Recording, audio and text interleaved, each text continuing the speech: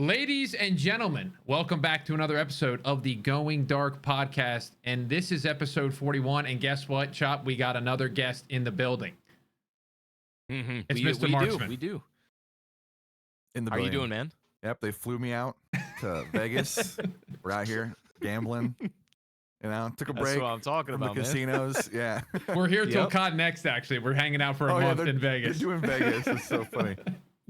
They're doing Yeah. it. We decided to have our own next just before them. This is COD Next They're right here. This is they're copying us. y'all got it early right here. Anyways, this is episode 41. Marksman, thank you so much for joining us, man. I really appreciate it. For those of you at home who don't know Marksman, he's been in the Call of Duty scene for a very, very long time. I remember starting my YouTube channel, and I remember like you were already one of the big players in the scene. Even though I'm pretty sure I don't think I've ever actually got to personally speak to you before. I think this is our first time ever meeting. So, Yeah, I don't go to a lot of events. Yeah. I mean, I don't think I've seen you at any. Yeah. When was like the last time you were at an event? Because it could have been even before my time, or like before I had ever gone to no, I anything mean, either. I was out at BO6 early. Oh, okay. So I was out there briefly. Before that, I mean, it was probably a few more years before then, and then even before that, it was just like not Call of Duty stuff. Like, Sure. I'd be at PAX or TwitchCon, and that was like Fortnite tournaments. Truthfully, it wasn't even like meet and greet type stuff or just hanging out and seeing people. I was playing tournaments at the time. So yeah, I mean, Okay. I've only done a few COD events though, and Just kind of Yeah. sporadically here and there. yeah, and I don't go to any like the CDLs or anything, or Yeah. yeah, I don't. So it's basically just to fly out early, give them feedback, and then fly back home. Cool. Well, I guess one of the things I want to ask you for my own sake and the audience who isn't quite as familiar, like if you could, very briefly just walk me through a little bit of your history on YouTube. I'm curious how you got started doing content and specifically on the platforms that you do. Do you stream a lot on Twitch? Is that like your primary? Mhm. Yeah, I worked at Twitch, so Okay. I always liked their platform more when it came to like the community like chat side of it. Because I don't really like the whole one-sided stream where it's like, I mean, performance maybe, but where the chat doesn't have any involvement. They're like just talking amongst themselves. I prefer to respond, and I think that's more of what streaming is to me. And so I've streamed on Twitch for years, and then YouTube side, I started, God, 2009. That is wild to me. Yep. I don't know why. I think honest, I'm interrupting you already, but I feel like No, you you're might fine. be one of the earliest people in the COD community that we've talked to so far. Like maybe No, it's funny. maybe Blame Truth. When I Yeah, go Blame out to the Blame, he's been around for a long time as well. When I go out to the event, or when I'm talking to some of the developers, I have played longer than almost all of them have worked on the game. Yep. For sure. Almost all of them. They're like, oh yeah, I've been doing it for 6-7 years. Like I've been playing.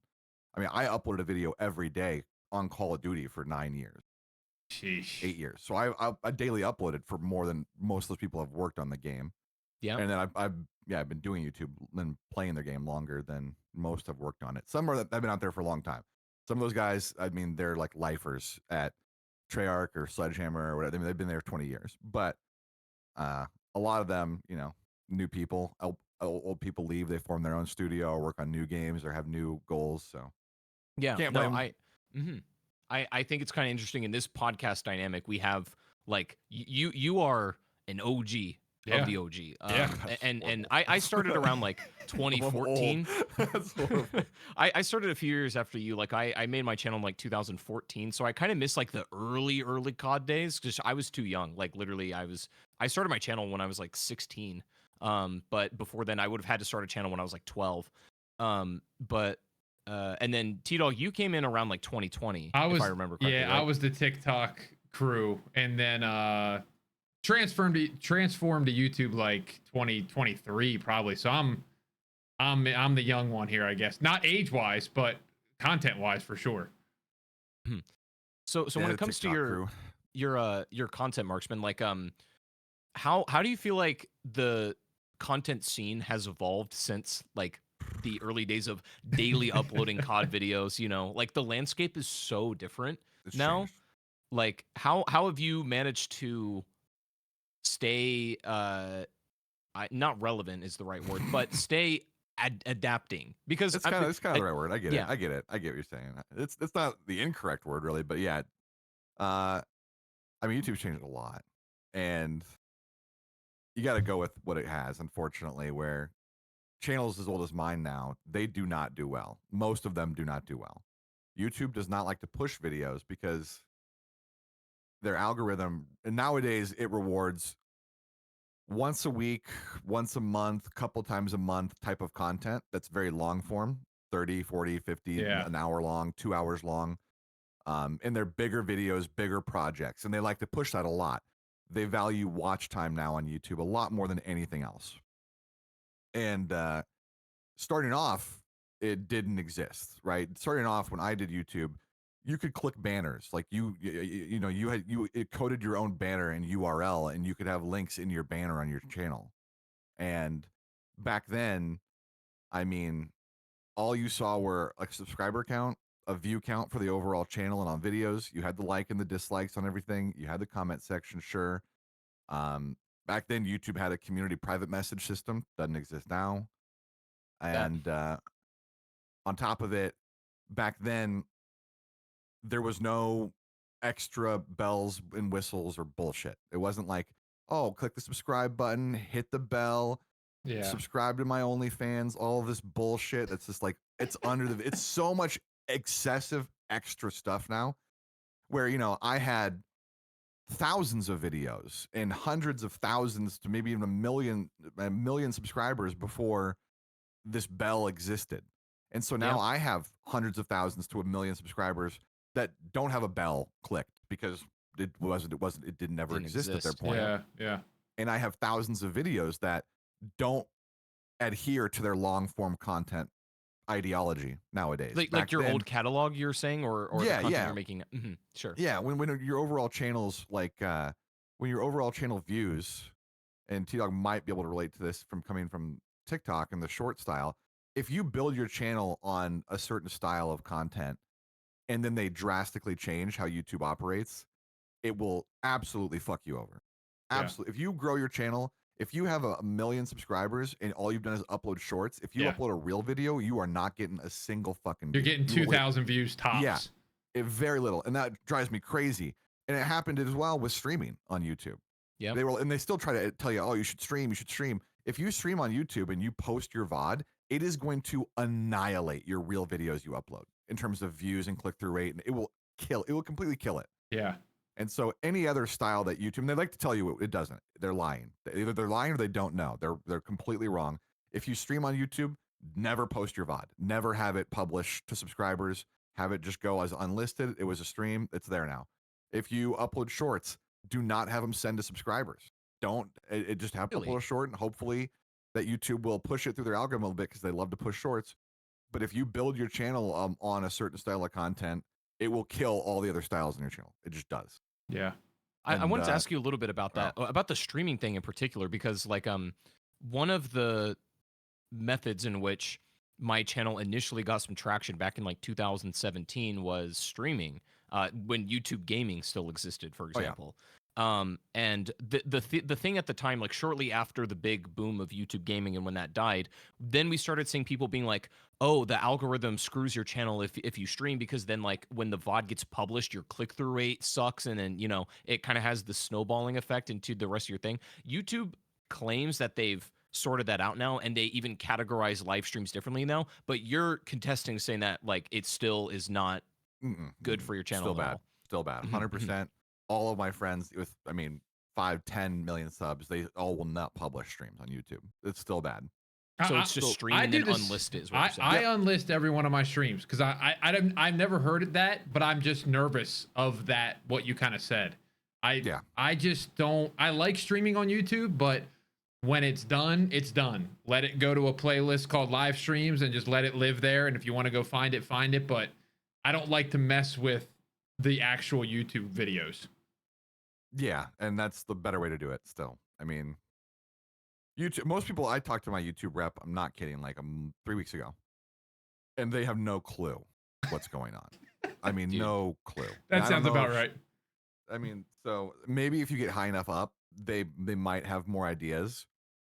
But I mean, I can tell you, my channel, I uploaded Pokemon Go, um, when it was really hot and it was fun to play. You know, I was like, oh, I mean, I'm still kind of, you know, I'm old, so the original Pokemon was fun for me. So I was like playing it early on and trying to catch all the original Pokemon when it first released. And I liked it enough that I uploaded a few Pokemon Go videos on my channel.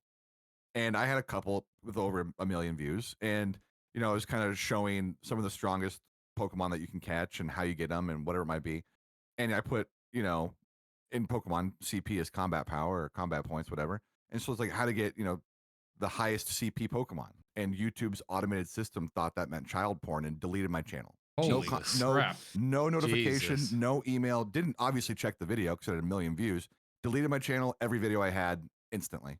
On And your main, or is on this my a main. separate one? No, million subs, instantly gone. No warning, no strikes, just one automated system, deleted everything. I had to talk to, I think, Fwiz and Chen back then. Shout out to those guys. Yeah. And they got it back, I think, overall within a day. But, you know, I had to re-upload and re-transcode every video I had. And so a lot of my videos now, especially the older ones, they don't go past like 480p. Like they lost the higher transcoding. Whoa. So I have 1,000 videos that don't even go over 480p now. That is wild. And yeah, I mean, so like the YouTube system is obviously flawed. It's not perfect. It fucks up all the time. And most people who work on it do not know what, I mean, it's a beast of you know, code at this point. It's huge. Sure. They don't know what the whole thing does as a system. So I wanted to bring up my YouTube grievance real quick. Something I for those of you who maybe don't know, if you follow my Twitter, you may have seen this. Basically, like there's this like fake news company going around that's owned by a certain television network that's like claiming people's Black Ops 7 videos if they use trailer footage, even if the creator, for myself, for example, has like an Activision license to use the trailer footage in their videos. This thing is like claiming hundreds, if not thousands of people. And then they're just hoping that most of them don't fight back and dispute it. And then they're just going to soak up their revenue. But obviously for the people that dispute it, there should be some serious repercussions for falsely flagging or claiming all of these individual creators. Yet YouTube does nothing about that. no, that's been a problem for years. Years and years where people can false copyright claim shit. Yeah. It's been a problem forever on YouTube. And it's Yeah. gotten a little bit better, but yeah, it's still not solved.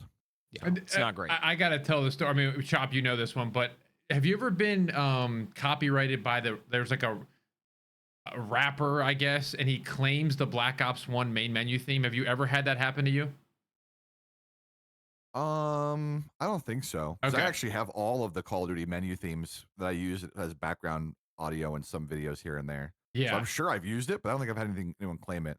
Yeah, I don't know. I've gotten it before, and obviously I fought back and I won. But it's just like, how in the world do you have that option to just be like, yeah, I'm gonna just own this, and there's no repercussions for like Yeah. doing it falsely or fraudulently. That's the messed up part. Well, you guys, I don't know. Again, this might be old YouTube side of me. Are you guys with a network? Oh, I used to be. I used I'm to be not. in Freedom. Okay, so yeah, I'm still with a network, and I have a manager for the network, and they don't take any money from me. I Mhm. pay them a small amount, and I get 100% of my revenue. But Sounds good. yeah, if I have any issues that I can go to them with, and they can help me fight back on stuff, Okay, or that's good. contact YouTube and things. So old YouTube, for those that are watching and don't understand, you never used to be able to just make money from YouTube. Your channel had to be partnered through a network, and that network was partnered with YouTube. They had a network license. There was only about 50 network licenses in the world, I think, at the most. And so there were sub networks, like back in the day, Yoush was part of, you know, a network. So you could partner with Yoush, and that Yoush would get you partnered through their main network. But to make money on YouTube, to have any type of revenue, you had to go through a network, because YouTube didn't have any way at the time, I guess, for many years to pay out tens of thousands of people, essentially. And nowadays it's different, where you can go and you create your own Google Just get AdSense an account. AdSense account. Yeah. And Yeah. you link it to your YouTube and stuff. Yeah. But back then, no, didn't exist. So everyone from my time was with the network. Machinima being one of the big gamey ones that had a huge destructive end to it. But yeah. So yeah, some networks are still good to be with nowadays. Just for that There's reason probably alone, only where like they a can help handful you that fight still stuff. exists now. Oh yeah, huh? there's very few for sure. Okay. But Nice. Can going back to the old YouTube. Now, I think you might have already said this, but so when you posted a video, there was no like anything on the homepage, like you know what I'm saying, like when you go to like your studio now, you see the latest upload and you got like the stats, and was No, that that didn't there? exist on YouTube. Yeah, that didn't exist. No, no. Wow. So it just was like YouTube- the list of videos, kind of how that one tab is. Yeah, YouTube back then it was you had to look at who you were subscribed to and see who uploaded. Yeah. The main page back then, I think it didn't just have popular videos. And I meant by popular, Yep, it I was mean just like literally like overall popular on on the site. yeah, whole site, and not like any category. So yeah, it was just like main page was like, oh, see the biggest videos on YouTube, and it would go through like the top like 12 or 15 on the front page. That was it. But other than that, yeah, it's So it totally was you different go then. check. Yeah, but I mean, back then, you know, you didn't have the hit the bell, all that bullshit. So when you upload a video, most of your subscribers got that video and they would go watch. As a viewer, you would you know. actively choose to look through your sub box as well for stuff that you want to watch. It wasn't just like served up Yeah. to you on a platter like in the homepage like it is now. Yeah, that was a place that you go. Like your sub box was kind of your homepage. Like that Yeah, you would go yep. there to start looking to see what was uploaded, who uploaded what, and then you know Absolutely. go from there. But yeah, nowadays it's like you know the So I'm front curious, page like, is a lot of your views. Yeah. I'm curious, like, what made you want to start uploading Call of Duty videos in particular? Like, did you, was there somebody that, like, I mean, Yeah, you were literally one Hutch of the and first. Anders. I know Yeah. both those guys now, and but I didn't at the time. I watched both of them, and I thought, yeah, I'm way better than these guys. I should. Which, by the way, for anyone that cares, not very few people give a shit how good you are at any game. Yeah. I mean, you can make educational content. You don't have to be good to make educational content. JGod makes a lot of educational content. He would argue that he is nowhere near the level of most pro players or even like super sweats that play COD. So you don't have to be good to make educational content either. But the only time that skill really makes a big difference is when you're reaching near the pro level, really. And when you want to watch pro level play and learn stuff at that level or what those guys are doing, then it matters. But most people care about just, you know, can you make something entertaining or fun to watch? Or if you share an interest. For me, it was always, you know, search and destroy was my interest. Maybe I find others who enjoy it too. But yeah, I essentially early on, it was just like, I think I'm better than these guys. I should try this.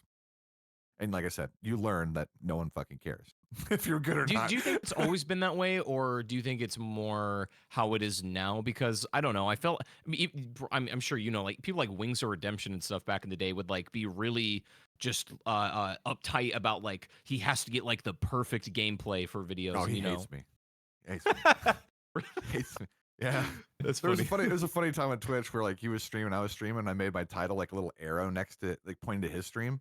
Yep. And his stream was like going for 3 KD, and my title I changed to LOL already have 3 KD and an arrow pointing.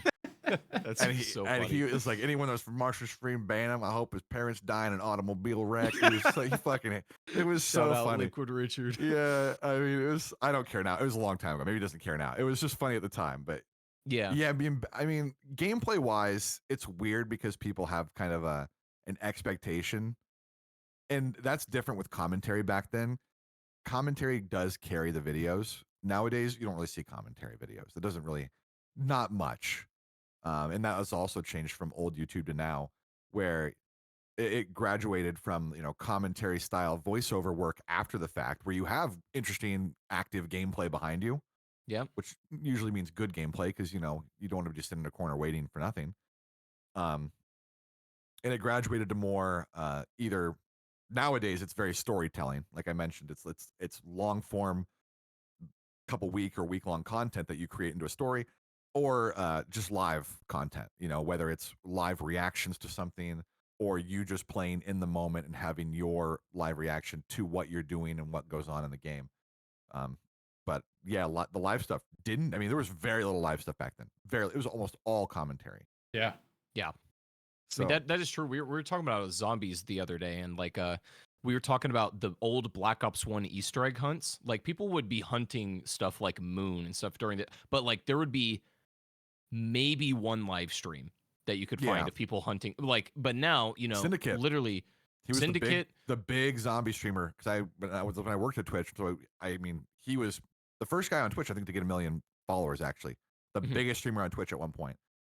But yeah, he was the big zombie streamer, and people will watch him do it. And he was kind of one of the only guys that did it back then.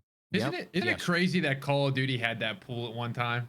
Like, I don't think you could get 1 million followers on Twitch if you just grinded Call of Duty now. I mean, it might be impossible. Maybe you could, but yeah, I don't know. It's really weird because I mean, I feel like don't really so many people play. when I play COD. I don't. I'll gain followers if I play other games. I probably lose followers if I play COD. You know, People I are like, actually wow, have a he still similar plays thing. this shit. What an idiot! I have a similar doing thing. So sad. When I upload other games, like I love Elden Ring. I love that. I love all the Souls games.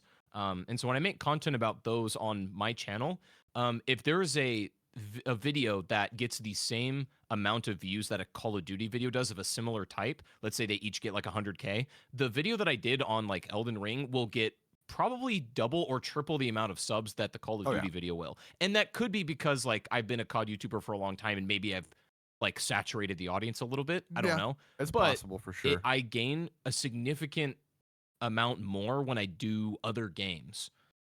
Even videos of a very similar view count. It's just an interesting observation, but I have a same experience as you. Yeah, I think most people, once you reach like 1 million, even 1 million subs or a little bit over, you've either hit the point where most people know you and they know if they like or hate you. Yeah. It is what it is. And you can gain more subs over time if the game is popular, but the game really dictates your growth and your viewership. If the game sucks, there's not people watching it or playing it or be interested in subscribing to channels that are focused on it. It's the way it is. Yep. So on that note, I'm curious, like what have been your thoughts on Black Ops 6 over this past year? There we go. Let's get into it, man. Let's get into it, man. Let's spice it up a little bit. It started off good. And people are like, oh, I can't believe you liked it. Modern Warfare 3 was just light years better than Modern Warfare 2. Yeah. And I know a lot of people just said, oh, it's a DLC, and they didn't give it a chance. Those people are all fucking morons. MW3 was so much better than Modern Warfare 2. It's a joke. It's like, yeah. And I still played Modern Warfare 2 throughout the whole year. I think mainly probably because I was still on keyboard and mouse, and there were a few fun weapons to use in that game. I would say Black Ops 6 is probably one of the worst titles they've ever made when it comes to weapon balance. And so why is that? It is because the movement. It's impossible to. First off, the movement, the auto. Everyone has to have auto sprint on. Everybody, whether I play controller and mouse and key, you have auto sprint on. The sprint assist, wherever because you can change directions at full speed and maintain your sprint. That's on as well. And then the shotguns and the snipers aren't very good. The only difference is that if you want to use those weapons, which they usually are pretty good on mouse and keyboard, you can't track people. The movement is just too janky and too quick. And if you turn off all the stuff that they have in their game built in, then you're just at a severe disadvantage in every other aspect of the match. Like your turn off movements will stuff be like shit. as in turn off like the sprint settings. Assist. Yeah. Turn off the sprint assist. Everything's assist now. Yeah. Controller players, you guys can't do anything by yourself. You need the aim assist, you need the sprint assist, you need every assist. We need less of that shit in the game. I promise you it'll make the game overall better. And good players will still be good. People think it's like, oh, because I play mouse and key, but I played controller 20 years on every platform. Yep. And it's like, oh, you shit on mouse, you shit on controller players. No. Scump was a pro when aim assist was dog shit, and when it's cranked to the fucking moon, he was still a pro. These good players will still be good. Yeah. What was that setting in Black Ops 6 that like basically plays the game for you? Do you know what I'm talking about? Like the one that mantles for you and slides. It's just a movement turn on assist. everything. Whenever you get near a tunnel, it'll auto crouch, so you go through. Whenever you go near a thing to mantle over, it'll auto mantle for. Yeah, that's absolutely insane to me. There's so much for that. I don't know if you guys have been keeping up with like the Optic's been doing a few things in the off season, and they do like these tournaments where 4 pros go and they're playing like Advanced Warfare and they're playing Black Ops 2, and the reactions that they have after they finish playing, they're like, holy crap, like these games literally aim for you nowadays. I mean, you got Scump sailing on his aim because you go back to that 360 and there's the aim assist is way less back then. And I always I do the videos obviously more, I don't know if you know this, but I do like multiple CODs in the videos, but people always would make fun of me sometimes because I'm like, one game I do really well and the next game I'm like kind of struggling. I'm like, guys, you don't understand how hard it is to go from BO2 to Ghost play style, aim assist, like the way the game functions. Yeah. And so I think now you've just seen these games just cater so much to people that they just keep catering to these people that I feel like will leave their game the moment there's another game to play. So it's like you keep catering to these. Money. They spend money, but it's like you keep. That's why. I keep saying that you keep catering to those types of people, but then you slowly lose the people like you who, I mean, I know you're uploading still, but like you don't really play COD that much anymore. And then eventually, now. you know, like I'm thinking today about GTA 6. I was thinking about this to myself, and I'm like, yeah, Modern Warfare 4 is going to come out. Usually it's a decent Call of Duty. People like the Modern Warfare. But are you going to have lost so many players because of BO6 and BO7, and then GTA 6 is coming out, and then it's like there might be 5 people playing MW4. And I know that's really not talking about aim assist, but I'm just like, you keep like alienating the people that played the game from the beginning, and you keep losing them for this quick buck. And now you're going to have all these. There's always a new quick buck. That's the problem. Yeah. For every one person like me that leaves, they might have 5 new people join that have never played a COD. That's true. And those people will spend money. And yeah, I mean, I could rant on it for hours. It's just like, I don't know. The problem is I always get shit for it because it's like old man yelling at the sky type shit. You know, yeah. It's like I've been around so long, and I've seen all the good decisions and I've seen all the bad decisions, and I've talked to them directly, and I've heard, you know, sometimes it was just a bad call. But I mean, I get that they try to innovate with their games. I understand you can't make the same thing. Despite that people love to give Call of Duty crap, it's just the same game. It's not. It's definitely not. It's not. It's never the same game. I wish it was, because then I might like it more. But it's not. They definitely, they tried to innovate with the movement and go with AW and BO3. Now they're innovating with the movement again, and they did omnidirectional movement, and they're adding in the wall jump, the wall hop, whatever. Are you not a fan of omni movement in general? Like, do you not? I think it makes the game. First off, it's weird that they build their game so heavily focused for noobs, which I get. Not weird. It's a business strategy for sure. You know, the reason aim assist is stronger is because it helps the bottom denominator. The reason that skill-based matchmaking exists is it helps the bottom denominator. All of the systems in their game are designed for omni movement lower though, because players. I feel like omni movement it was actually like a new learning curve. It does, exactly. It doesn't make their game easier for noobs. But what they did is they just cranked the aim assist higher, and so it's still easier to aim, and it's hard to miss. But it goes against their building block, what they do, and at the same time, I think it absolutely kills mouse and key. And I know people won't care that much because it's a small part of the community. I can tell you, if you are good at controller and mouse and key, you will never want to fucking play controller. Never. It's just it is just so much more fun to play mouse and key, even without aim assist. The only problem is I would love aim assist turned down to a more even playing field. And with the way it is right now, and aim assist was still strong, going back to Modern Warfare 19. If you guys ever watched that exclusive Ace video, he showed the distance of aim assist. That's how it improved in strength. Or not strength, but like distance magnetism of it. Yes. Like, the average aim assist distance going up to Modern Warfare 19 was like in between 25 to 35 meters. And then in Modern Warfare 19, it's 200. It's just instantly, it's tenfold. And people don't get that. Like, they don't understand it because they didn't play those older games. You could not shoot. Like, and it helps map design too.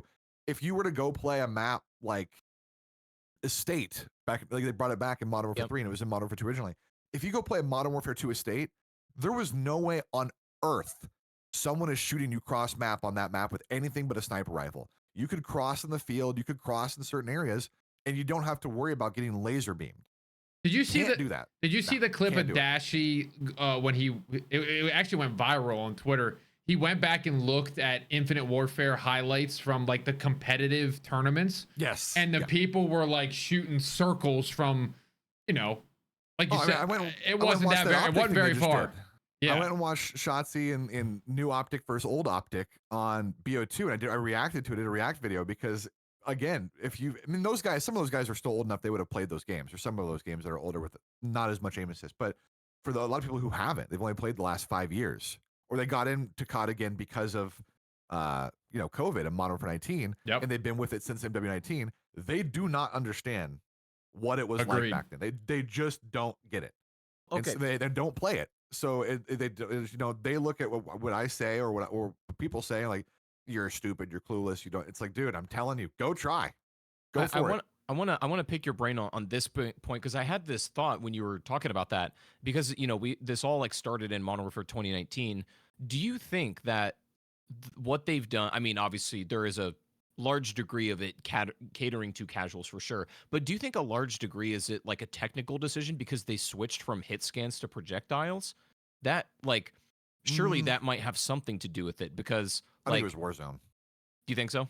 Yeah, when you all of a sudden the max distance on certain maps was like 50, 60 meters on a Yeah, line of yeah, yeah, sight, sure, sure. and it goes to 500, 400 in Warzone.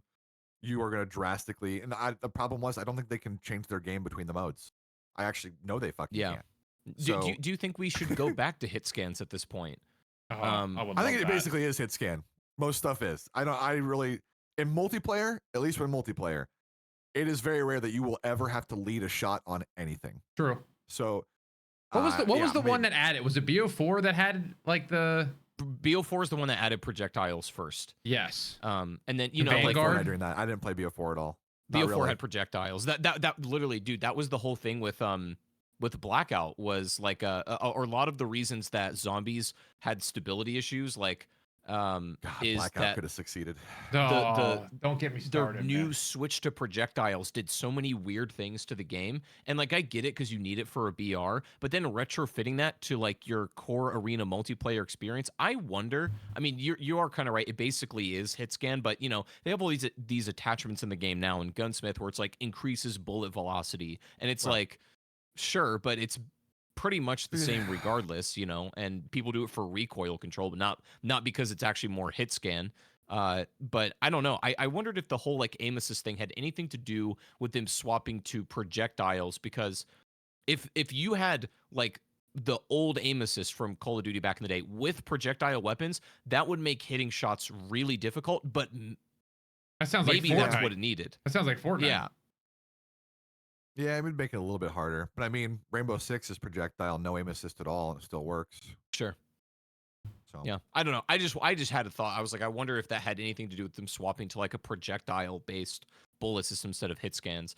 Just for those of you who don't know, like hit scans is like in older Call of Duty, you aim at a target and the millisecond you push your trigger, the enemy takes damage. But projectiles like there's a travel time on the bullet. It's like that's a if whole they're moving quick, complicated you thing. got to lead. Yeah. Yeah. I mean, Yeah. Battlefield has projectile also, and Yep. yeah, a lot of games still run projectile. But Can, Call of can, Duty, I mean, yeah, they I don't know. can, I wish I knew. can we take a little deeper dive in Blackout? I know you just said you thought it could succeed. I have the same Yeah. opinion, but go ahead. The floor is yours. I think Warzone, and they tried this and it didn't work well. I remember arguing with Swag about it a little bit, which I owe him an apology, but that's later. uh, Arguing about class I- setups and stuff. I think the loadout system is the most boring fucking thing I've ever seen in my yeah. life. You're right. I think it is absolutely. I don't even think Warzone should even be called a BR, because a BR, in my opinion, has some value to loot, and there is not a damn thing that matters in BR and in Warzone except getting 10K. Not a single thing matters. It is I'm gonna go on the ground and look for money, and then I'll use a default weapon if I'm really forced to. I'm gonna get my loadout in the first 1 minute of the game, and I'm gonna use the same gun, the same perks, the same everything else. It is a glorified team deathmatch. I You're wanted right. I wanted to get your thoughts on this because like I thought about it a lot. I do largely agree that I think Blackout's more interesting because it's a significantly more loot-based battle royale, and you really have to make it work with what you find, and your match-to-match experience is vastly different. I always thought that though what worked about Warzone, I'm not saying like this was the right call, but I think what worked about Warzone as a BR, because I always thought that Call of Duty wouldn't really work as a battle royale, but I felt like Warzone worked because they brought the staple class customization that Call of Duty was always really good at into a BR that at that time no BR had really done before. I mean, you had like PUBG, Yeah. Apex, Fortnite, but none of them had this like class customization aspect to the BR. I thought that's what separated Warzone. Again, I'm not defending that. I'm not saying it was a good thing, but nonetheless, I do think it was like its defining feature was the loadout system, where Blackout was really fun, and I prefer loot-based BRs, but it like to me it didn't have that thing that separated it from other BRs at the time. I think that's Yeah, partially because they didn't have enough time. I mean, they had like what 6 months to make it. 6 months after the fact, they're already moving on to their next game. Like, imagine Blackout with the support that Warzone got. 4 years where it was the entire studio's main project, I feel like, even if it was. Oh, it wasn't. You don't think their so? main project. I know it wasn't. Warzone? It was not. No, No. I mean, I feel like at least, okay, so if it's not the main project, it's all that It was for that 1 year. But it I- was for that 1 year. like when you're they saying started Cold War incorporating- wasn't? Yeah, when they started incorporating other games, they did not want to do that. Well, that's good to know, didn't wanna actually. do that. It fucked up everything. They said they're like, "Oh my god, it that ruined." was because the it was Mac like- 10 was off the charts in when it first got added and stuff. They couldn't translate the other game's weapons and the same stats and all that stuff back to the original. Yeah. And so they had to like makeshift, and it became spaghetti code, and that's why some character skins were like invisible and shit for years and years, and there were so many bugs and issues. They had no intention of doing it. They didn't want to, but they saw the success of it, and then they felt obligated. So, I mean, they made it work. People still liked it, I think, overall. I think Cold War was my favorite era of Warzone when I was playing it every But day. yeah, It was so fun. They didn't want to do that. That's good to know. I mean, I always felt like that was the kind of, people always say like the downfall of Call of Duty in the last couple of years was the attention to Warzone. Now, maybe I'm wrong in what they wanted to do. The multiplayer side. Yeah, I and feel like zombies. well, zombies if got you're plates in it. So, I mean, if you're splitting your attention, the problem is the studio's only so big. Yeah. And not only do they have each team focusing on like the future, they're always working like 2 seasons ahead. And then also the future game. They might not be, they're not developing the next game right away. It takes storyboarding. They got to get together the campaign, the idea for it. They don't start actually coding the game probably for like a year and a half in. And they've told us that before. So that makes sense. You can't just like, wing it. But when you have limited resources and you have to focus on so much, what do something's The gonna exception suffer. to that would be Black Ops 7 because they greenlit BO6 and 7 at the same time. So they're like, Yeah, I have no idea what's going on with that, to be honest. The whole MW2, MW3, BO6, BO7 shit, it just feels like we're getting shittier games for no reason in the first one, and then you're trying to patch it to make it more acceptable. well, the and way fun I in the way I second put one. it in one of my videos was that Activision figured out how to double dip on games. So they said, "Hey, studio, make a bunch of content, right? And instead of everything you make in that allotted time being one giant game, they're like, let's cut this in half." And they did kind of the same thing with Modern Warfare and with Black Ops. Like, I'm always curious to ask people what their thoughts are on the whole like canceling carry forward thing to BO7. But I think it's a good thing because like it should be Activision's responsibility that like if you're gonna call it a new game, it must be a new game. So that means the stuff from the old game should not bleed over. If BO7 was a DLC for Black Ops 6, that's fine, carry forward, whatever. But don't call it a new game if it's not a new game. Like, Yeah.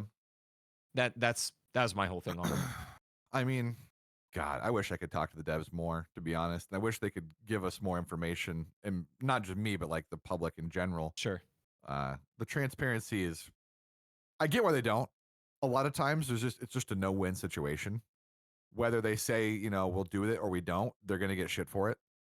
I mean, we've all experienced that as Yeah. content creators as well, but I could make them $1 billion if they just fucking.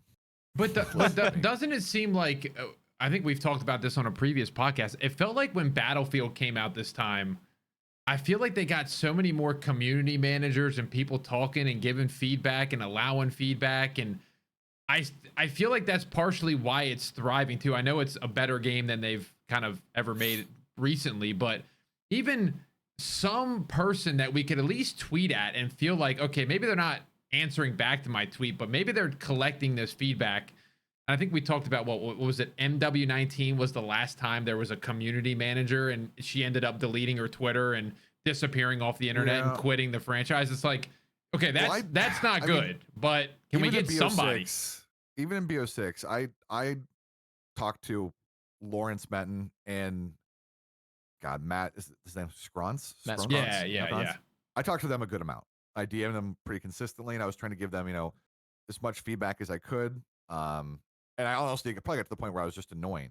And even in other years, like I had calls with all the lead devs of Treyarch of Sledgehammer, of Activision, not Activision, I'm sorry, of Infinity Ward, and unfortunately, sometimes these guys just don't. I'm not saying they specifically, but sometimes they don't play other games. They just don't. They're it's their job. They're working on that. But there's a lot of times, man. The DMZ one blew my mind. Holy hell! Like that one threw me off a cliff because Walk me through that a little bit. Like the fact that they were making DMZ. DMZ could have easily been their next Warzone. I could make them easily $1 billion from DMZ alone if they would just let me have design decisions and help them out early. What would you Holy do hell. differently? It needs an out of match economy. I would change that in a fucking heartbeat. If you gave value to the loot in the match, you can even let people make loadouts. You can combine Warzone. They already have the Warzone mechanic of armor plates and the health. Just take that. It's fine. Copy paste. No big deal. If you add loot into the match, which they did have, but there was no point in bringing out the loot. All it did was bring down your timer on a gun. If you could add value to loot, similar to the value they have in Warzone, add a dollar amount. They have money in that. They already have plunder. So they have money as a system itself, and you can extract with money. You can use that money to upgrade your own little Call of Duty HQ loadout, similar to what like Tarkov does or what Delta does, or any variety of things. And you give people some small rewards for it. Maybe they get, like a camo, player cards. You can add some missions in there. You could make, not a hardcore extraction game. I don't think Tarkov will ever be wildly popular in the general public eye because of how Sure. hardcore it is. Yeah. It's just, Yeah. Call of Duty could easily make a more noob-friendly extraction game. And when I talked to those guys, I brought in Chap, who was the biggest streamer at the time from, what was that? God, that it was like the space extraction game, and then like Landmark as well from Tarkov side. And we had a call with them, and they told me that they actively made the decision not to have an out of match economy, and that and maybe they didn't have the time. It's very bad, but when we gave them some of the ideas that were already ideas in other games, they were like, oh, we should really check that out and look into that and and see if that's possible. Mhm. It's like, guys, you should have had someone on your team playing these other games. Cycle Frontier, that was the game. Sorry. There shouldn't be like it shouldn't be, or you should have me there telling you like, hey, I will gladly go play these games to help make things overall better. And I've had so many calls with those guys, and they're all really good. They're all nice dudes. They're all wonderful people, in my opinion. But I don't know who's making the decision on,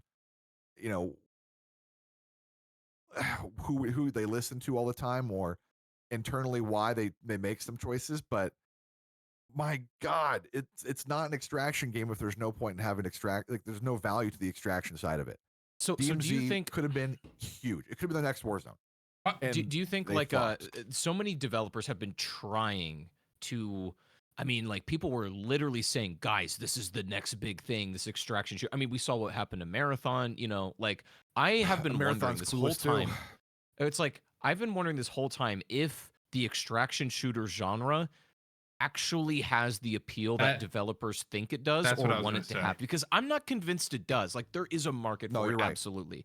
But I'm not totally sure that like we're just everyone's waiting on like that extraction shooter to hit and then it's gonna like change everything. They've been saying that for like 4 very years, big. man. Yeah. And like Tarkov is, I would say, like the primary one at the moment. They had their big moment going like out of beta essentially, but at the same time, Marathon tried to be like a casual extraction. There's a game that I know that got canceled that was basically like trying to do the same thing. There's three main problems with extraction shooters. One, Mhm. 90% of every player base sucks at the game. Problem one, they don't want to lose their shit. Yeah. Sure. It makes Yes. sense. I get it. Problem two, no extraction game is on console and operates well. Delta Force was the first one kind of released. Hunt Showdown was there too, but not the best. Arc Raiders is coming out October 30th from Embark Studios. Marathon was supposed to be really big from Bungie. Bungie has been bleeding developers for the last year, been firing people, letting people go. And based off of Marathon, I don't know. I mean, Dr. Lupo played the game early, and he's played a lot of extraction games, and that's why I would assume he would give them a good amount of feedback. I can only assume that they really don't fucking listen, because if you went and played that game and you were sitting there fighting PvE as much as they are, and then on top of it, they chose no prox chat after they were told prox chat was a big deal by a lot of people, and then everyone in the world said, "Hey, we want prox chat," and they finally said, "Okay, we'll do it." Why didn't you work on the last 5 years? Like, it doesn't make sense. You just obviously aren't listening at that point. I actually went to a playtest. They flew me out to it. I felt like I was a crazy person because I felt like, and this is not a shot at anybody, like I felt like everybody was saying like, this is a fun game, this is fun. Dude, I didn't give one piece of positive feedback. I'm like, this game is horrible. Like, I don't enjoy this at all. And I said, I know I'm a Call of Duty guy, but I don't enjoy just fighting robots. I said the prox chat. People had said prox chat. They did say that. And I'm like, this game has to have prox chat. And so I just was very confused walking in there. I'm like, you guys, like you said, you've been working on this for 5 years. I didn't see that at all. But I didn't enjoy that game. But I just don't enjoy that type of. I don't enjoy that type of game. I don't know what it is, but maybe if you lose stuff, I kind of agree with you though. If you lose stuff, why would you want to keep playing the game? Like a casual just going to be like, all right, never mind, I'm deleting this game. But that's really the only thrill to get out is fun. Yeah. For me, it's PvP because I'm can be better than most people when I'm playing, so I will typically win more than I lose. Yeah. But if you are a newbier player, and like I said, most players in every game are newbier. It's just a you can't have a top end without a bottom end. Most players are average or below average. It is what it is. And some people want skill-based matchmaking. Some don't. At least in Delta Force, when I play a lot lately, it's just randomized. There's nothing to it. Skill-based, no. They just randomize it. They say, hey, we put you in as quick as we can in servers to the lowest ping we can get you. That's it. That was a nice thing about Battlefield. I felt like that just brought me back to old school Call of Duty, the way you were matchmaking. You know, barely trying, going 14-5, just chilling. That was nice to have that. I'm just not a huge big team mode person. No, I was playing King of the Hill and Domination. I didn't play the big map at all. I just don't enjoy that. Yeah, but even then, I don't really care for respawn where I'm just running up and getting a kill and getting a few kills and dying. If I don't feel like what I'm doing has any impact on the game, I mean, it does. I guess we'll win, but I don't know. Getting a kill just to get a kill, I feel nothing. Have you ever?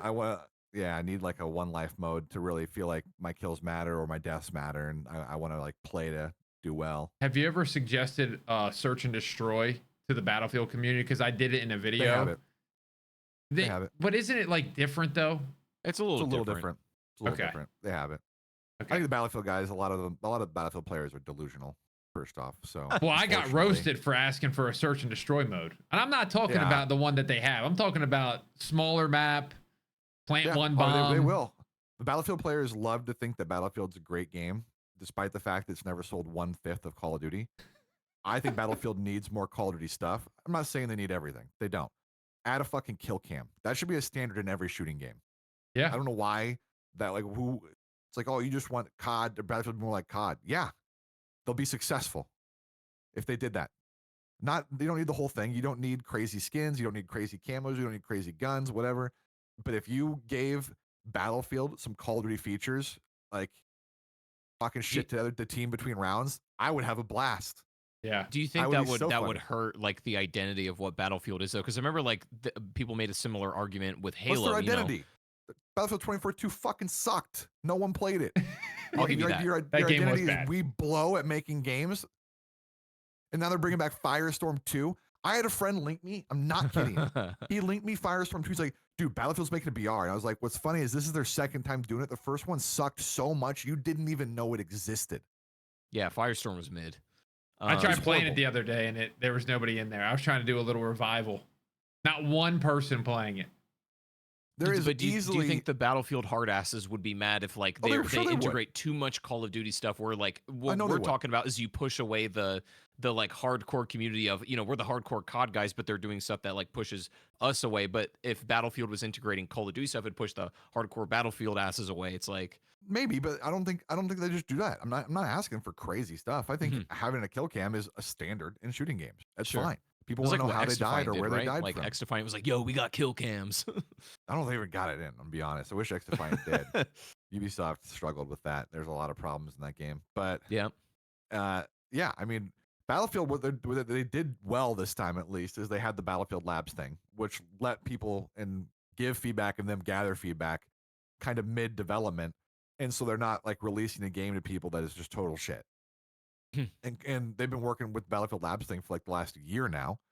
Call of Duty releases their beta, which is just a glorified marketing campaign 1 month before release where they don't change anything. Yeah. That pissed me off so much. In Modern Warfare 3, same thing. In the beta and in the full game, because they didn't fucking listen to the feedback I gave. A grenade could one-hit you through Flak Jacket for like 2 months. The beta came out. It happened in the beta. I told them. Then the full game releases. It happens the full game. I told them. And then after enough people complained, they finally said, oh, we'll fix it. It was like a grenade. Flak Jacket was fucking useless for 2 months in Modern Warfare 3. OG Modern Warfare 3 or No, the new one? The new one. New Modern Warfare Okay. 3. You throw a grenade. If you landed a frag close enough to somebody, it would one hit them through flak. Didn't matter. And it happened on competitive too. Yeah. It was like, guys, this has been reported. I reported it tons of times. Why is this not just being worked on? What world are we in? Like, what's the point of me giving feedback? What's the point of me telling you these bugs? I'm working for free. And you ain't inviting me to shit. You're not paying me. You send me a mailer here and there, which is great. But like in the end, I want the game to be better because it helps my sanity and my living. It's like that's bottom line. I'm sure they want their game to be good too. It affects their jobs as well. I hope. If you make a bad decision, no one's playing your game, you might have to fire some people. But I mean, damn. I'm not, like I said, I'm not getting paid for it. Yeah. I just want the game to be good. So on that note, like what do you think? What would you like them to do going into this year with Black Ops 7? Like what would you Holy ideally shit. like to Better, see? please, for the love of God, balance the weapons. Every fucking gun in Black Ops 6 is a 30-round low recoil 4 or 5 bullet gun. You don't have a single burst weapon that's decent. The snipers blow ass. The shotguns are horrible. Every fucking gun is a rifle SMG, 30 rounds, low recoil, kills in 4 or 5 shots. Every single weapon. Even the aftermarket parts. It's like, oh, guess what we did? We turned the burst weapon into a full auto weapon that kills in 5 bullets. Yeah. Every fucking gun does the same thing. So do you There's think no carry decent forward? Pharaoh. There's no M16. There's no M8A7. There's no. I mean, the Tron disc gun, thank God they released that. That was at least a slight bit of fun for a week. It was a little different. Mhm, And even mhm. then, they messed it up. They didn't copy what they did with BO3. Like, oh, by the way, the disc no longer one-shots or it doesn't bounce correctly. It's like, we had to have it patched and updated to be what it used to be. That's So that's such a good point. Like older Call of Duties usually had fewer. I mean, they had a lot fewer weapons, but they all were very different. You'd have your burst rifle. You'd have your like full auto, medium range heavy rifle. You'd have like a more like hybrid, like the Rippers, Yeah. something like that. But it's like they all have a little different purpose. But now you are kind of right, and especially like I noticed I'm a big zombies player, and I noticed this as a zombies guy. It's like there was very little difference between any of the ARs except like the one top end in the class. Everything else was just kind of, yeah, it's basically a clone of the other gun, just is called something different and has Yeah. a different pack-a-punched bullet count. It's like cool, but it does virtually the same thing. I think canceling carry forward in the sense of Black Ops 7 is good because hopefully the weapons will have like their roles again. You'll have your burst rifle, you'll have your full auto, you'll have, I hope. I mean, we saw the M8, but Yep. that's good. I swear to my life, the developers have been terrified of a good burst gun for the last 8 years. Well, every Will not let it- time the will not let it M8's happen. every time the M8's in the game, I feel like it's the most dominant gun in the game. Yeah, I mean, the M8 should be dominant when it comes to search and destroy. It's a pick weapon. It knocks people off head glitches very well. But, you go play the original BO2 and people still use the AN94. Yeah. If you put an M8 up against the AN94 in the close range, the AN will usually win. It's full auto and it had a faster fire rate in the first 4 or 5 bullets. It was good for that. So you had 2 different rifle identities. They are fucking terrified of having a good burst gun. They will not let it happen. I swear they just can't do it. The only exception, MW3 was the last gun they released. They were a aftermarket part for the Rival 9, made it a burst SMG. It was actually good. It's the only gun. And then they nerfed it recently, which probably a good call Sure. when they released their final MW3 update because it was a little too good. I think first off, that's also a problem in COD. Anytime they release something new, make it overpowered. I don't give a shit what people say. I don't fucking care about their crying. If you are spending time making an aftermarket part, making a gun, making whatever, that gun should be the best goddamn gun in the game. At least for 1 month or 2 weeks until you nerf it. That's fine. Because if you're wasting dev time to make something dog shit, no one uses, why are we doing that to begin with? Yeah, Fix a I mean, fucking bug instead. Don't be wasting my time with some dog shit rifle or SMG or LMG that no one's using because it doesn't compete with the first 7 meta weapons. And that's all I'm going to play against because that's what skill-based matchmaking dictates. yeah. If it doesn't compete, don't waste my time. Don't waste yours. Instead, go fix one of the 47 bugs in the game, please. It's just I better would for also everybody. prefer them to do less weapons, but like better ones and more identifiable ones. I'm a big fan of that too. I'm curious, like you talk a lot about like multiplayer, specifically S&D and stuff like that. Do you dabble in anything else? Like, do you play any? Like, do you care for campaigns at all? Do you play any zombies on CODs or I got Borealis and all the zombie camos for the last 2 years. I liked you it. play I like thought Modern Warfare Zombies was pretty fun. I like Mhm. the current zombies too. you play any I like old school zombies? Like got a lot of old school zombies. I don't really care to play round-based zombies just to go up on round. I don't really care. Mhm. The number's not that interesting to me.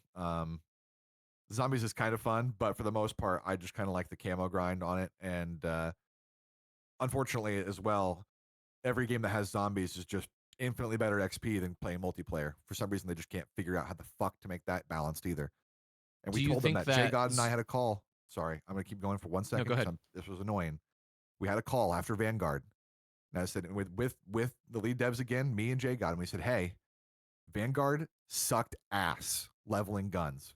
There's 70 weapon levels, and it fucking blows playing only zombies to level a weapon because it takes 17 years to get 70 levels done in multiplayer. Please make weapon leveling uniform in speed, roughly between whatever mode you want to play. Whether it's going to be zombies, multiplayer, Warzone, whatever, make it roughly the same speed and a decent speed. And I tried to complain or try to explain this similar to World of Warcraft. Weapon leveling is like leveling in WoW, but most of the content in WoW is the end game. Leveling your gun is not the end game of Call of Duty. If that was the case, nobody would play your fucking game past 2 days. They'd be like, all right, weapons are leveled, quitting. I'm done. That's not the content. Weapon leveling is part of the game. It is not the game. Yeah. Make weapon leveling quicker. People want to be able to use decent stuff. And now we have weapon prestiges in Black Ops 7. Might be even bigger of a problem. If you're telling me I don't earn the really good attachment until I prestige my gun, holy shit, it better be fucking fast.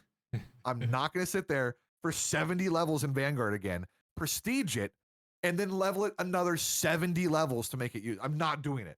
I will play Delta Force the whole time. I will quit COD entirely. I don't care about it.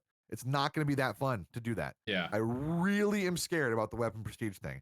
I like the idea, but if it's executed poorly, it is going to be terrible.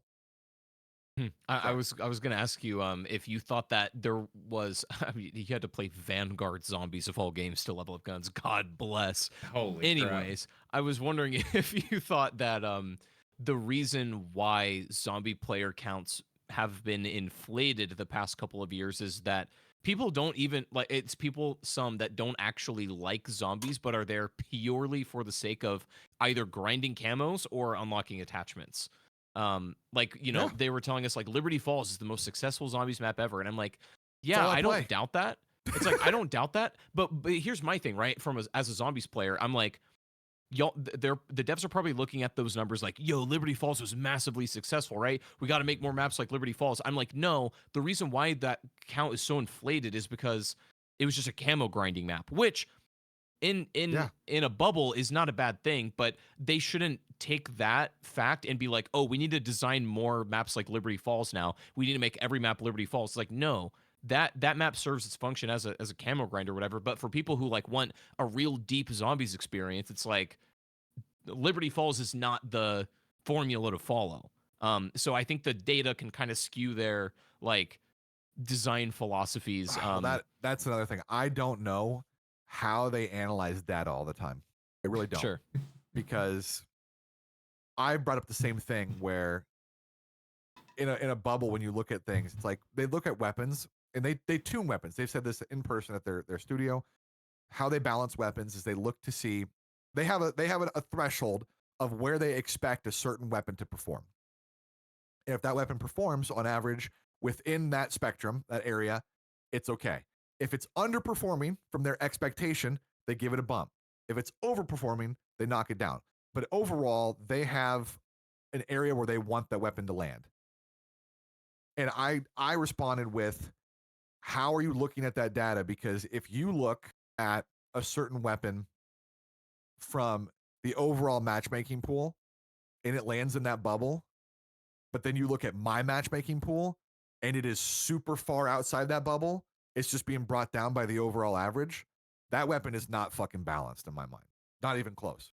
If you're balancing your game based off of the average or including the lowest denomination of player, you're making a mistake, because that leaves way too much room for the top level players to abuse the shit out of certain things.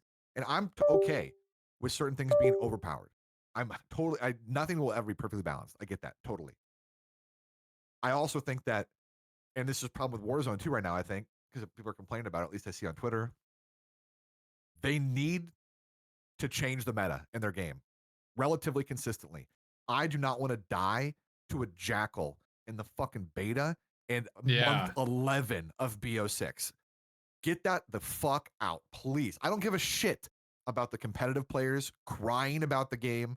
I don't care. If you are balancing the game off the pro players, I'm sorry, you're making a mistake. You just are. The competitive players are irrelevant to your average player base. They just are. Just as they're not using noob tubes or all the stuff that's in pubs, most of the average player base, they will use those guns. But if you're balancing around, oh, we can't nerf a certain gun because it's used in rank play, I mean, you're making a mistake. Every popular game on Earth, their game ranked and unranked are the same. And COD is not like that because obviously their game is not developed to be competitive. But you can't develop your game to be social or more casual and then treat it and balance things based off of the competition, the competitive side of it. Doesn't work. Just doesn't work. That's why I always like Black Ops 3. I'm sure you watched Black Ops 3 competitively, but I know the pros, they cry about the ban and protect system now. And I'm like, dude, you know how fun Black Ops 3 was to watch? And I get we don't want to watch the ban and protect every time, but maybe do it prior to the match. And that there was League has it. Dude, it was so good to watch, like, oh, somebody banned the M8 because this dude's really good and we want to see him try to use a different gun. And that made every match spicy. You know, it was something different every time. Yeah. And that's what I just enjoyed about Black Ops 3 was I just felt like that game had a new story every time you played multiplayer. Even if you were a team deathmatch guy, you could get a specialist. You then could go on some crazy streak, and then the streak could change the game and change the flow. And I think the pro players are criers way too much. And I'm sure a lot of them are going to be mad at me if I'm saying that. I follow a lot of them. I've known a lot of them for many years. I think a lot of the pro players need to shut the fuck up and deal with it. I played Fortnite for hundreds of millions of dollars. I'm not playing for $1 million like they do in their championships. $100 million. I'm playing in tournaments every week for $1 million. Yeah. And every week before I have a LAN out at PAX or Twitch or whatever I'm going to, a volcano would blow up and annihilate my drop spot and all the loot locations I just had 2 days before a fucking tournament. I've dealt with the worst shit you can deal with when it comes to changing the entire play field a day before I'm supposed to compete. If you can't deal with a sniper in some of your matches, even while taking off all the attachments, give me a break. Are you serious? There's a reason that COD pros don't make any money compared to how popular the game is. They should be making, and you guys, if you any pros watch this, you would be making a shitload more if you could just play the game more similar to what the average player would experience. I agree. Keep the snipers in. Keep some the kill streaks in. I remember when comp they started adding kill streaks, and the pros were like, "We can't have kill streaks in competitive." Yeah. Well, fucking have them now. I know you didn't watch with it. You didn't watch BO4 or play it, but no. I feel like BO4 is also one of those things that people like people almost say that like that's one of the best competitive years for COD, and they had all sorts of stuff in that game. Like it was 5v5. There were specialists in it. I'm trying to think of the other point that I had, but there were snipers in it. And it just, I don't know. I feel like every day competitive, they're banning something new. Like they were trying to ban Shotzi last year using his knife. Like they didn't want people to pull out their R3 knife. Ban it. They did ban it in Modern Warfare 2. The knife was banned because it was so unbalanced in Modern Warfare 2. And it's just like The actual knifing or the movement buff you get from the both. like Couldn't pull your knife out in that game. that's silly.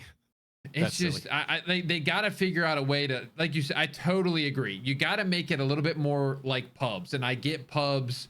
You give The game's not designed competitively. Yeah. Pubs. It isn't. You're right. Yeah. 100% Well, not. I get it. Sorry, not to cut you off, but I was gonna say that the beauty about like MLG and especially like Halo 3 was never designed to be like this ultra competitive game, but the community took it and made it its own. Like Halo 3 is a public, game through and through. That's casual fun for anyone. But I mean, the MLG playlist was a playlist in pubs. yes, You could play it. I mean, it wasn't like, it kind of like ranked is for COD, but like, sure. all they ever did was, just turn the radar off. Yep. That was it. It's like it wasn't built for competitive in like this very meticulous sense. It just worked because the community took it as their own and made it competitive with the tools that it employed for them. But like banning pulling your knife out is crazy. I didn't even know that. That's It was bad. wild. MW2 had, I mean, to be fair, the most unbalanced knife system. It was fucking, you were way quicker, and the knife lunge was absurd. So it was crazy. But Okay. I get it. It's just like they needed, I mean, COD in general and the pros need to make their game more fun to watch and more similar to pubs in a little bit. Yeah. I don't care if they think it's a little bit less competitive. It is. You guys will make a fuckload more money. You just will. The game, there's no way. I asked recently on Twitter because I was curious. There's pros that are making like less than $100,000 salary a year. You're playing the most competitive FPS, or not most competitive, the most popular FPS on console and has been for 15 years. You're making less than $100K a year salary. That is embarrassing. There's league players making 10 times you, and they're not even like the most absurdly ridiculous pros of league. The average league player, when I was on CLG, made 5 times more than the average COD player right now. And they did not win a bunch on CLG, unfortunately. Yeah. So just the average making 5 times what a COD pro makes. So It is kind of wild when you think about it like it's that. Number one absurd. game all the time and just fighting Not for very- 50K a year. I think the baseline is Yeah. 50K. You should be making as a pro player 100K minimum in every tournament, every major. I'm not sure what the majors are. I think they're not like they're about the 200K, are they 500K? What's a major? Yeah, I think it's around there.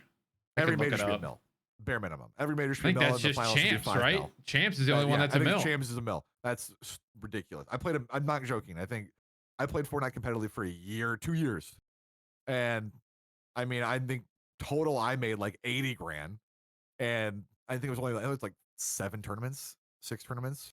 Never won any of them. I got 6th in the Pro-Am finals of the World Cup, and that was for charity. That was 70 grand for charity as well. So like, I mean, what, 150 grand in like a year and a half, and I mean, I know you can't compete with Fortnite, sure, because they had a ridiculous amount, but COD is the most successful FPS game on console, and that carries a lot of weight. People like to say on console, but console has a lot of players.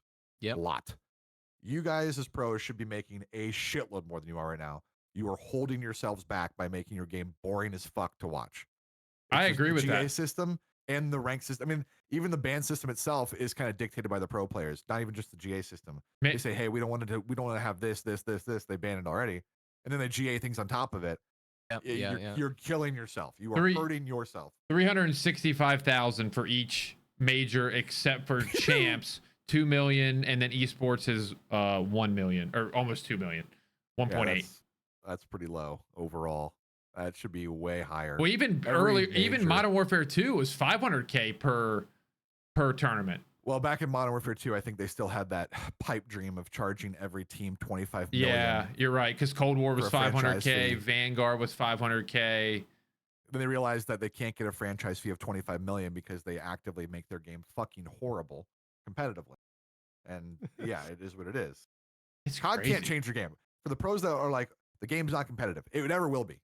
It never I agree will with be. that. I agree with that. If you in your dream, you could take every pro player's salary, every first place win from every major and finals, you are not making 0.01% of what they make on Call of Duty on a yearly basis of sales and microtransactions. They will never make their game competitive, ever. So don't wish that. It will never happen. They make 1 trillion times more than every one of those guys combined. It's not close. They're Yeah. never going to make it. They need to make their game how they make it, which is casual friendly and noob friendly. If they could get away from that, they probably would, but it would be drastically change the whole thing. So they have a formula. They're going to follow it. It makes them billions of dollars. They're not going to make their game competitive. If you want a competitive game, quit COD.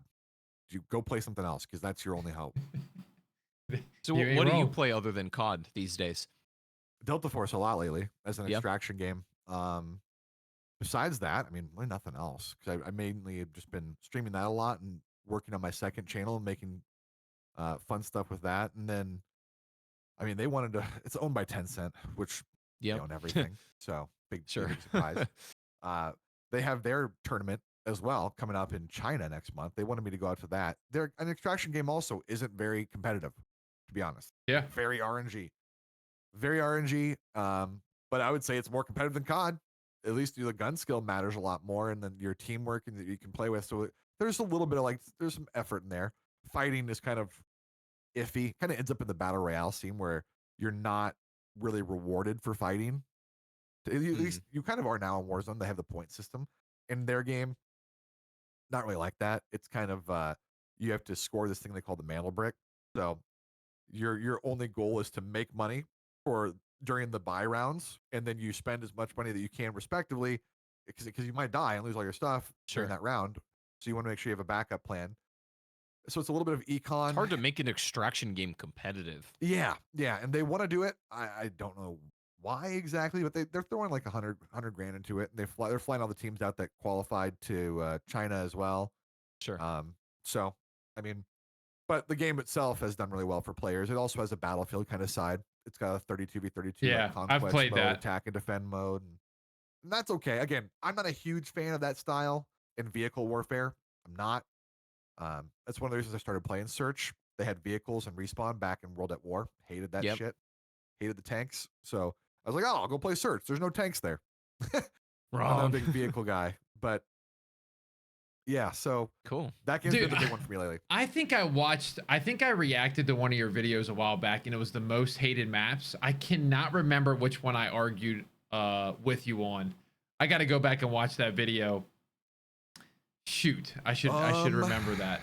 It was a take that you said. I'm like, there's no way that's his most hated map. It would have been probably BO1 slums. BO2 slums. BO2 slums. BO1, yeah. It might have been slums. I don't know. The BO1, I think maybe you said Kowloon, and I'm like, I thought Kowloon was kind of banger. Kowloon is shit. Dude, I love that little zip line, man. Every time you spawn in, you have an airplane going to your head. You spawn in a lot and search and destroy. It's not a once per match. That is true. Yeah. I was a TDM time. guy and a domination guy back in the day. It's so a lot. Very different styles. Yeah, but Kowloon was BO1. CeeLo was World at War.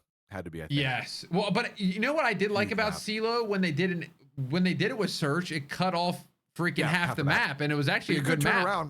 You could turn around. No, yeah, you definitely could. Yeah. People usually kind of stayed there on the train tracks. So they go forward. They didn't really go back much. So it kind of worked in Search, but it was still because you could run back and hide. It was a shitty map.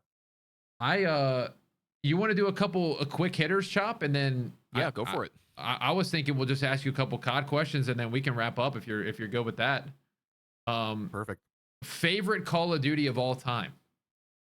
Still BO2. Okay. Black Ops 2 did the best competitively. Best for search and destroy. Best for respawn. Wasn't perfect. I always tell people every game has problems. BO2 problems were target finder.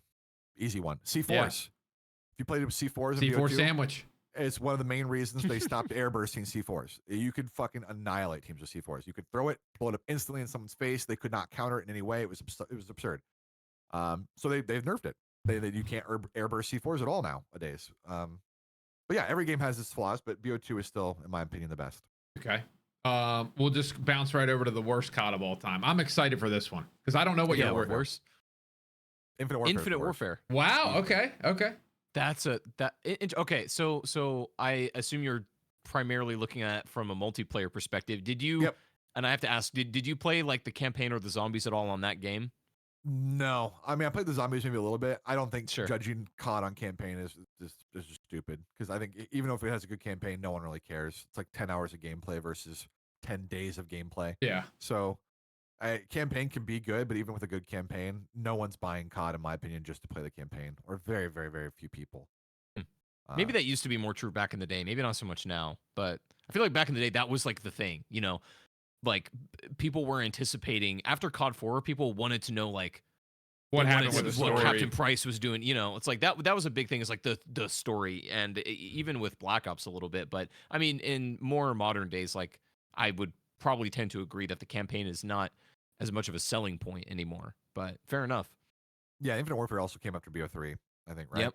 So Yep. it was I mean, the movement was just not as good as BO3. The maps were not as good. The health bar above the heads, you could turn into a robot dog. There was a bunch of stupid shit in that Oof. game. It was very scuffed BO3. I think I played that Yeah. multiplayer like 2 hours. Like not It even was by kidding far with you. my least amount. It was like I think it was the first COD that I never hit max prestige, and I got the second prestige. I was like, this is trash. I'm assuming and you stopped. played remastered that year. I played a little bit of it. They ruined that game too, though. If you take COD 4, not a balanced game either. 3 times Agreed. frag, Yes. destroyed that shit. Yep.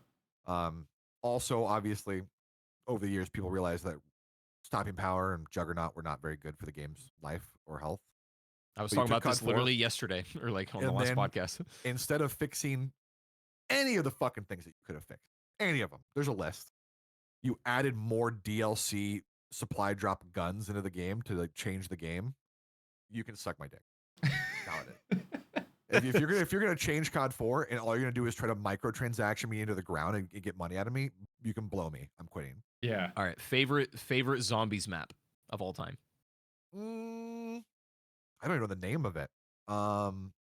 Just describe it. I can probably name it for you. Yeah, you know the one with it's gotta be the one with the stage. Oh, yeah. the Kino theater, the Dertoten. cool. Yeah, there you go. Kino. Yep. Because that was when I watched a lot back in the day. Because that was what Syndicate would play a lot, and I was Yep. at Twitch, so I was like, I'd watch his streams here and there, and I just liked that cool vibe of the map and the cool theater and the stage and shit.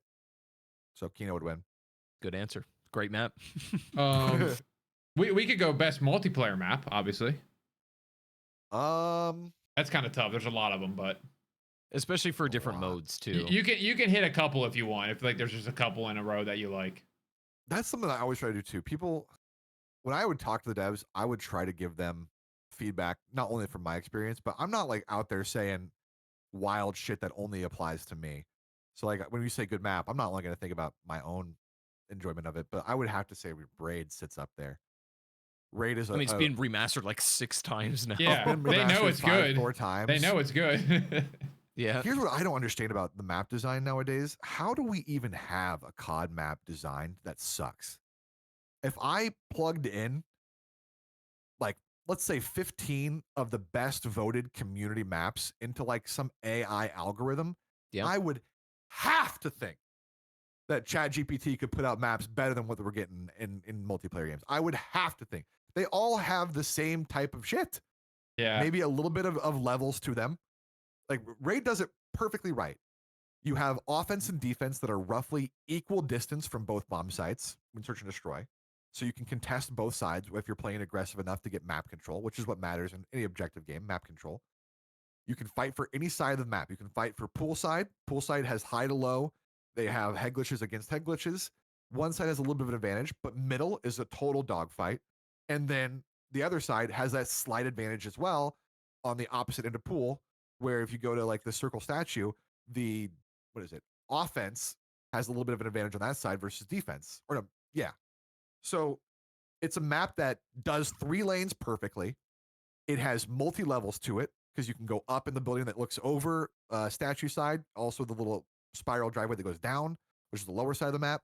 It has the high side of the map, which is statue side middle, to the low side of the map of the pool. So it has multi levels there as well. It does everything perfect. 3 lanes, equal distance travel time. It works for search and destroy, works for respawn.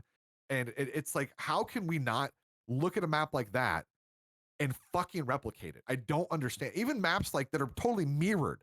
Yeah. You look at like Hijacked isn't totally mirrored, but it's pretty similar. You look at Express, maps that are designed like that, very good. I don't know why they have such a aversion to mirror maps. They do not make them or like them, really. They just don't do it. But those maps are usually really good. Competitively, So are and you publicly. excited for those remasters to come back in BO7? Yeah, I think Hijacked and Express were great even when they brought them back in Cold War. I think Cold War was horrible. That game sucked to me in Search and Destroy. Snipers were way too strong. Respawn They players, were I know they they loved were it. crazy. Snipers destroyed that game in Search. You had to run a sniper with every class that you played, every single one. And the maps in that game were awful. What saved that game map-wise was the fact they brought back like 10 maps from BO2. And you remember Like 8 too, maps. that game came out with like 6 maps. And Yeah, it's only like 11, 9 or 11, 9 or 11. And 2 of them were like the big map, like with the boat and the other one. I can't remember the other one. So that that was Cold War's a weird one for me because I like the guns and I like the Warzone integration. I didn't really like the multiplayer that much. And the campaign was good. I hated the score streak system in that game. The Oh, only yeah. like real You just comment I earn have 'em. on Cold War's multiplayer, I hated that like score streak system. It was like so unnecessarily complicated for COD multiplayer. Oh, you get a multiplier for each kill you get, and like you're just like trying to run math in your head. Yeah. Like it was very unintuitive. I just don't understand how we get bad maps now because I feel like if you have some algorithmic genius solving this matchmaking to purposely fuck me over all the time, Sure. we should have some AI system in place that will tell you if a map's gonna be good or bad right away. Like if you The plug problem is, I think we are getting 2 similar maps. Like, I guess we were talking about this on the last podcast is because these maps were made with less of a maybe not intentional design, but bear with me for a second. There was a gradient of maps, right? Especially with like the old Modern Warfare 2. You had a map like Wasteland that was so unbelievably different to like Terminal, for example. Yeah. And maps were all over the place. But with BO6, I think that was actually the problem. Is they were like, hey, our data says we're making all players love small maps. Like we're gonna make every single map in this game a smaller end map. So they are trying to make them more similar than not, and they're trying to make these very small variations of a very small or medium-sized map. I feel like we actually have the opposite problem where they're trying to make every map like Raid without really understanding what made it work. Yeah, well, you gotta know why it worked. I think having some big maps is fine. I know Me too. people don't like them. Wasteland, not a great map. Don't want that one. But shit. Red Star. I thought Red Star in Vanguard. Was it Vanguard? Yeah. Pretty good map. Yeah. At least for Search and Destroy. It worked well for Search. I think big maps for respawn is a bit harder. Sure. Because when you consistently respawn, you're spawning far away from people, and you have to run back to them over and over. That gets annoying as shit. So for Search, big maps aren't that bad because you only have to run forward one time. If I die, I'm fucking dead. It's whatever. So it's not that hard. But yeah, the respawn guys, it's definitely harder to get a good big map, I would say. But yeah, I don't know. I mean, at least when it comes to Search and Destroy, I can make any map good. If they just gave me some design control, I can make all you got to do, move a bomb site. I've told them this too. I gave them this idea years ago, probably the original Modern Warfare 2. 10 years now at this point, 11 years. You know how when the Masters golf tournament goes on, they move the holes every day? Let me move a fucking bomb site every 3 months. Holy hell. It would change how a map is played. Like now you don't want to go to A anymore, you want to go to B.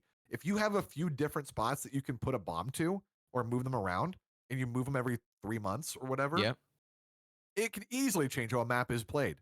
Changes the route you might take, changes the grenade you might throw, it changes the bomb site you might be going to or defending. It's so not. It's not. I don't I don't hate that at all. Maybe it's hard from a development side. I don't know, but that would be so easy to mix the game up and to make it just different. And even if you don't move the bomb sites at all, if you could just move some spawn points here and there, or like for when you spawn in, it would drastically change a map. Sometimes I told them this in person. If you get to a certain bomb before the other team, like easily, how the fuck do you expect them to win? Like defense, I hate maps where this is why I don't like Counter-Strike a lot of the time either. You know, CT side will spawn with basically total control over A and B. And it's like, okay, so do you just want offense to lose? Because that's what's going to happen. Yeah. 85% of the time. They're like, oh, well, then, you might be able to do this. You might be able to do this. It's like, it's actually worse in Call of Duty. Because if defense and how they do their traditional, it used to be like 3-round swap. If you get defense first for the first 3 rounds and you just train wreck the other team, and then you get offense, it's like, oh, now you got the hard side. I don't fucking care. I got 2 Hellstorm missiles, 3 UAVs, 5 fucking airstrikes. Give me the hard side. I win. It doesn't work that well. It's like you need a map, at least for Search, where both sides have a roughly even time to get to both bomb sites. Maybe one side gets there a little first or a little bit before the other, but the side that doesn't has height advantage, or vice versa. Maybe they get to A a little bit quicker, but they get to B a little bit slower. So you have to calculate some things, but Yep. it's not hard. It's really not hard for search. It's just hard for the respawn guys at that point because I can make anything work for search or an objective mode. It's just when you get to certain. Do you think there lines should of be sight maps and that shit. are only playable in search and destroy and only playable for respawn? They do that Do we already. go that far? I don't get respawn maps all the time. For example, gosh, was it Vanguard again? They brought back what was that map that from World at War that was popular back in the day? Oh my God, what was that called? It has the Dome. It's Dome because it shares the name of the other Modern Warfare 3 map. That's horrible. When they brought back Dome from World at War, it was in search and they removed it. And I asked them why they removed it, and they said we think the map is too small. And I said, you guys make me play Nuketown every fucking year in search, and you're telling me Dome is too small. I think it's funny that some of the Call of Duty's most iconic maps were like slapped together. Like Shipment was literally a test map.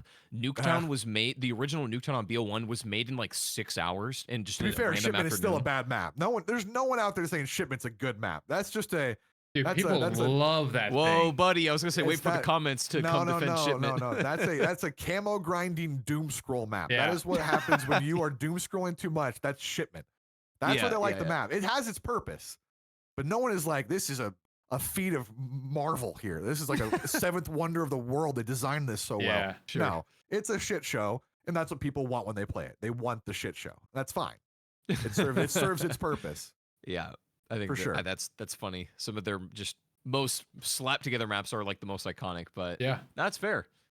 Call of Duty, hire him. He knows how to make an S&D map. That's exactly free. I would love to fucking just help. I just please. I will. It's so easy. Yeah. If you play the map, it's so easy. If you play stuff, you can see where things are like flawed. That's exactly how I was gonna wrap it up. I was literally gonna say, hey, Call of Duty, we got you a bunch of information here. You can take it and hopefully do something with it. Will they? Yeah, Matt Lawrence, DM me, please. I will help for free. It's so simple. At least for the objectives, search and destroy side, you can leave me on a respawn entirely. I can tell you which sides are unbalanced, why they're unbalanced, how you can help fix it, give you multiple ideas. You don't have to listen to me, but I can easily do it. Call of Duty is 15 years of one game mode. Call of Duty is back. He probably knows a thing or two. Probably. Yeah, I would say so. I agree. Well, thank you very much for coming on. We hit an hour and a half. Usually we do an hour. I didn't want to keep you too. No, we love it. Keep you too we long. love it. Yeah. But we're like, I was looking at like, self-conscious about keeping our guests like too long to where like they're So we appreciate you sticking for as long as you did. It was a good talk, and hopefully we didn't keep you too long here. But I really enjoyed that.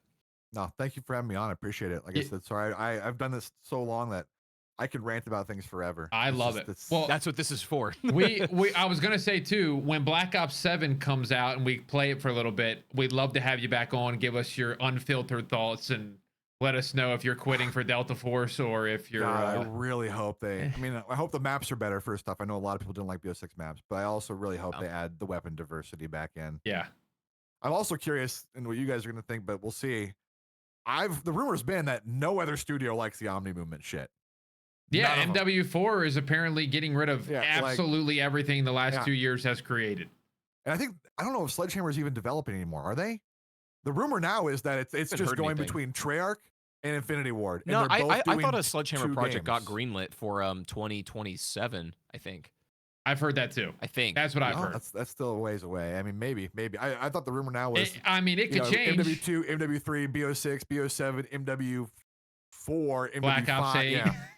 Yeah. I mean, Black Ops 8. We can't. We can't. I mean, it's kind of obvious. They also realize that, they have two main franchises. They try to get a third, but really people want Modern Warfare and Black Ops. And it's like, hey, we make more money when we got those games. Let's just do those games. So we'll see. Crazy.